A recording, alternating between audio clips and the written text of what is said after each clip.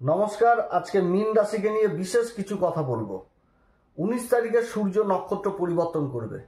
19 तारीखे सूर्य प्रवेश करबे হচ্ছে অনুরাধা নক্ষত্রে, শনির নক্ষত্রে। আর শনি কিন্তু রাশির উপর অবস্থান করছে পূর্বা ভাদ্রপদ নক্ষত্রে এবং 7.5 চলছে মীন রাশির।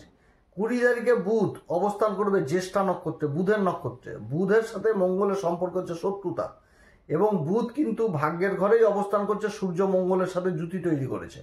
বক্রী অবস্থায় রয়েছে। 21 তারিখে বুধ কিন্তু আবার বিশাখাতে প্রবেশ করবে। 24 তারিখে বক্রী অবস্থায় তুলা রাশিতে চলে আসবে, সেখানটাতে শুক্রের সাথে আবার জুতি তৈরি হবে। অপরদিকে 23শে নভেম্বর রাহু কিন্তু আবার নক্ষত্র পরিবর্তন করবে, নিজের নক্ষত্র অবস্থান করবে শতভিষা নক্ষত্রে। এবারে ভাগ্যের ঘরে যে সূর্য মঙ্গল তো অবস্থান করছে হচ্ছে জ্যেষ্ঠা নক্ষত্র, বুধের নক্ষত্র। এই অবস্থায় মঙ্গলের দৃষ্টি পড়বে ওই রাহুর উপরে। রাহু নিজের নক্ষত্রে থাকছে আর মঙ্গল বুধের নক্ষত্রে থাকছে। তো এই যে অবস্থানগুলো, আবার অপরদিকে সূর্য শনির নক্ষত্রে থাকছে, এই যে অবস্থানগুলো, এটা কিন্তু অতটা ভালো সময় কিন্তু মনে হচ্ছে না এই মীন রাশির জন্য। অতএব অনেক কিছু দিক থেকে মীন রাশিকে এই সময়কাল সাবধানে থাকতে হবে। সেটা হচ্ছে 23শে নভেম্বর থেকে একদম ডিসেম্বরের 5 তারিখ পর্যন্ত, যতক্ষণ পর্যন্ত দেবগুরু বৃহস্পতি বক্রী অবস্থায় তার উচ্চ ঘরকে ত্যাগ করে চতুর্থ ঘরে অবস্থান করছে না, যেটা হচ্ছে মিথুন রাশি।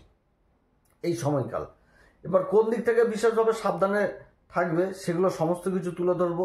এবং তার সাথে যে শুধু সাবধান যে শুধু খারাপ জিনিসটা হবে সেটাও না, অনেক ভালো দিকও রয়েছে, সেগুলোও তুলে ধরবো। এবং তার সাথে বলবো কোন বিশেষ উপাচার করবে। তো যাই হোক, সূর্য 19 তারিখে অনুরাধা নক্ষত্রে আসবে। অনুরাধা নক্ষত্রটা হচ্ছে শনির নক্ষত্র, অর্থাৎ শনি হচ্ছে সন্তান। তাহলে পুত্রের নক্ষত্রে পিতার অবস্থান, এখানটাতে কিন্তু একটা অবস্থান অতটা ভালো না এই অনুরাধা নক্ষত্রের সূর্যের। সূর্য যে ঘরটাতে অবস্থান করছে সেটা নবম ঘর, ভাগ্যের ঘর, পিতার ঘর। এখানটাতে আর পুত্র হচ্ছে শনি রাশির উপর অবস্থান করছে, 7.5 চলছে। অর্থাৎ এখানটাতে কিন্তু একটা পিতা পুত্রের মধ্যে ঝামেলা বা ডিস্টেন্স, দূরত্ব, এইগুলো জিনিস চলে আসছে। অর্থাৎ সম্পর্কের মধ্যে কিন্তু একটা বিশালভাবে একটা বিভেদ কিন্তু থাকছে এই সময়কালে। এটা কিন্তু বুঝতে হবে। যে কোনো সম্পর্ক, রিলেশন, কারণ অনুরাধা নক্ষত্র মানে বন্ধু বান্ধবও বুঝায়, তারপরে পরিবেশও বুঝাচ্ছে। এবং অনুরাধা নক্ষত্রে সূর্যের অবস্থান মানে সূর্য তো পিতা, শনির পিতা। তাহলে পিতা পুত্রের একটা অবস্থানে একটা সংঘাত বা একটা অশান্তি গণ্ডগোল বা একটা ডিস্টেন্স এই সময়কালে থাকছে। এবার মঙ্গল যে নক্ষত্রে অবস্থান করছে সেটা কিন্তু হচ্ছে জ্যেষ্ঠা নক্ষত্র। এই নক্ষত্রটা মঙ্গলের জন্য ভালো না, কারণ এই নক্ষত্রটা কিন্তু সংঘর্ষ বুঝায়, চ্যালেঞ্জ জিনিসটাকে বুঝায়, প্রোটেস্ট জিনিসটাকে বুঝায়। যে মঙ্গলের এখানটাতে অবস্থান, মঙ্গল এমনি উদ্দাজি, মঙ্গল এমনিতে সাহসী হয়, বাগবিতণ্ডায় জড়িয়ে ফেলে, নিজেকে কন্ট্রোল করার ক্ষমতা রাখে না। অত্যধিক সাহস, বাগবিতণ্ডা, অশান্তি, গণ্ডগোল, তেড়ে যাওয়া, মেরে যাওয়া, এগুলো কিন্তু হয়, রক্তক্ষরণ, এগুলো কিন্তু হয় মঙ্গল থেকে। তো মঙ্গলের কিন্তু এই অনুরাধা জ্যেষ্ঠা নক্ষত্র অবস্থান, এই নক্ষত্র অবস্থান অতটা ভালো না। এবং জ্যেষ্ঠা নক্ষত্রের অধিপতি হচ্ছে বুধ, অধিপতি দেবতা হচ্ছে আবার ইন্দ্রদেব। এবং এই নক্ষত্রের যে সিম্বল সেটা কিন্তু ছাতাকে দেওয়া হয়েছে। তারপর গোলাকার তাবিজ, কবচ, এছাড়া কানের দুল, রিং, যেটাকে বুঝায়, এটাকে বুঝাচ্ছে। এই নক্ষত্রের উপরের অংশকে বলা হয় আক্রমণাত্মক এবং নিচের অংশটাকে বলা হয় রক্ষা হেতু। এবং এই নক্ষত্রের চ্যালেঞ্জ, সংঘর্ষ জিনিসটা খুব বেশি থাকে এবং চ্যালেঞ্জ জিনিসটা হয়ে যায়, খুব চ্যালেঞ্জ করে ফেলে। এবং এই নক্ষত্রের যে একটা ক্ষমতা, ঊর্জা, এটা কিন্তু সর্বোপরি উচ্চতায় নিয়ে যেতে পারে। অর্থাৎ যে গন্ডগোল রেষারেষি যদি হয় তো এটা নর্মাল হবে না, যতটা হাই লেভেল পর্যন্ত যাওয়া যায় এরকম হয়ে যায়, একদম সর্বসীমা পর্যন্ত হয়ে যায় একটা এই সংঘর্ষের মাত্রাটা। কিন্তু এই নক্ষত্র যেহেতু বললাম যে উচ্চ আধিকারিক, ছাতা তো আগেকার দিনে উচ্চ আধিকারিকের মাথায় ধরা হতো, এখনো গণ্যমান্য লোকেদের মাথায় ধরা হয়। তো এই জিনিসটাও বুঝাচ্ছে এখানটাতে ভালো দিকটা, যে সংঘর্ষের মধ্যে নিজেকে জয়ী করা বা একটা ভালো পথ পেয়ে যা। কিন্তু ইন্দ্র হচ্ছে এই নক্ষত্রের অধিপতি, ইন্দ্র হচ্ছে দেবতাদের রাজা। তো রাজা কিন্তু নিজের সিংহাসনকে নিয়েও চিন্তা করে, কারণ ইন্দ্র এই জিনিসটাও ভাবে যে ওদিকে ব্রহ্মদেব আর ওদিকে ভোলে বাবা কোন সময় বর দিয়ে দিবে, সিংহাসন নিয়ে টানাটানি। অর্থাৎ এই সময়কালে মীন রাশি নিজের কর্মকে নিয়েও চিন্তা করবে, এই কয়েকটা দিন বিশেষভাবে টেনশন করবে। এবং এই মঙ্গলের দৃষ্টি থাকছে রাহুর উপরে। রাহু এমনিতেই ক্রোধী, একটুতেই ভ্রম জিনিস তৈরি করবে, গন্ডগোল, অশান্তি, এই রাহু। অর্থাৎ মঙ্গলের এই রাহুর উপর দৃষ্টি পড়ার দরুন এই জিনিসগুলো আরো বিশেষভাবে প্রভাবিত হবে মীন রাশির ক্ষেত্রে। একটুতে গন্ডগোল অশান্তির প্রবৃত্তি হবে। এবং রাহু কিন্তু শতবিশা নক্ষত্রে চলে এসেছে এবং দ্বাদশ ঘরেই কিন্তু রাহু অবস্থান করছে। আর দ্বাদশ ঘর থেকে কিন্তু অনেক কিছু বিচার করা হয়, অনেক বহু রকম। তো ভালো গুণগুলো তো মানে পাবে সেটা না, কিন্তু মঙ্গলের যেহেতু দৃষ্টি পড়ছে এখানে তো ভস্যে ঘি ঢালার মতো হয়ে যাবে, অর্থাৎ উদ্দাজি করে ফেলবে মীন রাশিকে। কোন দিক থেকে? বেআইনি পথ, ইন্টেনশন এগুলো কিন্তু দিবে এই সময়কালে, এবং বদ অভ্যাসগুলো দেবে। নেশা, এর আগে আলোচনা করেছিলাম এই শতবিশা নক্ষত্র নিয়ে, যে এদের যদি ইন্টেনশন খুব ভালো থাকে তো ভালো দিকে চলে যায়, যদি খারাপ লোকেদের সাথে মেলামেশা করে তাহলে কিন্তু সমাজে খুব খারাপ কাজও করে ফেলে। তো রাহু থেকে এমনি যোগাযোগ, কানেকশন জিনিসটাকে বুঝায়। তো রাহু কিন্তু পাপ প্রভাব দিয়ে ফেলবে এখানটাতে। কিরকম পাপ প্রভাব? নেশার সাথে যারা যুক্ত রয়েছেন তারা কিন্তু আরো সেই জায়গাটাকে নিজের মানে এই জায়গাটা একটা নেগেটিভ জায়গায় উঠে আসছে। শর্টকাট পদ্ধতি, বেআইনি পদ্ধতি এগুলো উঠে আসছে। এবং এই সময়কালে কিন্তু কারাযোগ, গন্ডগোল, অশান্তি এগুলো কিন্তু উঠে আসছে মীন রাশির ক্ষেত্রে। অতএব যারা বেআইনি পথে রয়েছেন তারা কিন্তু বিশেষভাবে সাবধান। যারা মানে এই সময়কালে বিশেষভাবে আইনি কোনো ব্যক্তির সাথে গন্ডগোল, অশান্তি, ঝুট ঝামেলা, প্রশাসনের দিক থেকে যথেষ্ট দূরে থাকতে হবে। বেআইনি পথ থেকে দূরে থাকতে হবে। বদ নেশা, বদ মেজাজ এগুলো কিন্তু ত্যাগ করতে হবে। একটুতে রেগে যাওয়া, গন্ডগোল, অশান্তি এগুলো কিন্তু করা যাবে না। এবং সূর্য কিন্তু এই নবম ঘরে অবস্থান করছে, অর্থাৎ প্রশাসন জিনিসটাও কিন্তু এই সময়কালে বিশেষভাবে উঠে আসছে। প্রশাসনের দিকটা বিশেষভাবে উঠে আসছে, অর্থাৎ প্রশাসনের দিক থেকেও কিন্তু বিশেষভাবে দূরে থাকতে হবে মীন রাশিকে। এবং শনি রাশির উপর অবস্থান করছে, ডিস্টেন্স জিনিসটা আসবে। অনুরাধা নক্ষত্র মানে বন্ধু বান্ধব, তো বন্ধু বান্ধবদের সাথেও কিন্তু এই সময়কালে বিশেষভাবে একটা কিন্তু ডিস্টেন্স তৈরি হবে।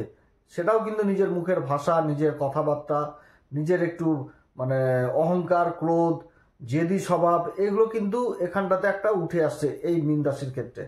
এবং সম্পর্ক, রিলেশনের জায়গাটা বিশেষভাবে এখানটাতে গুরুত্ব পাচ্ছে এই নক্ষত্রে থাকার জন্য।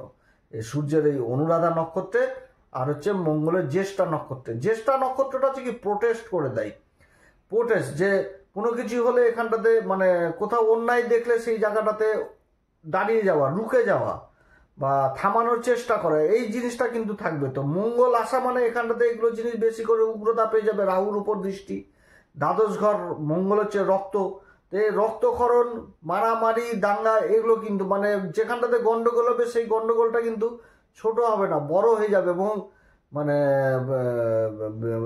কি বলবো, আইনি পথ পর্যন্ত চলে যাবে। এরকম অশান্তি হওয়ার সম্ভাবনা থাকবে মীন রাশির এই সময়কালটুকু, এই 23 তারিখ থেকে 5 তারিখ পর্যন্ত, যতক্ষণ পর্যন্ত দেবগুরু বৃহস্পতি রাশি পরিবর্তন করছে না।